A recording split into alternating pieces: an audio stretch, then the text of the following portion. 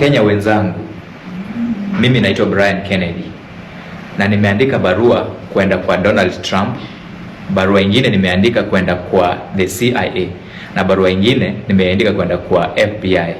Barua ya mwisho nimeandika kwenda ICC, ndio ICC watoe an arrest warrant to William Samoei Ruto, ndio akianguka America, akikanyaga America for the UNGA Summit, William Ruto anawekwa pingu apelekwe ICC na aka charged for crimes against humanity. William Ruto ana collaborate na Al-Shabaab. William Ruto ana collaborate na RSF. RSF inaua watoto pale Sudan. RSF ina smuggle gold kutoka Sudan, wanapitia Nairobi inaenda Dubai, na hiyo pesa inanunua mabunduki zinaenda kuua watoto Sudan. William Ruto alikuwa anatumia Al-Shabaab kuterrorize Uhuru Kenyatta wakati walikuwa uongozi. Alikuwa anataka kudestabilize serikali ya Uhuru, ndio Uhuru atoke power, William Ruto take power.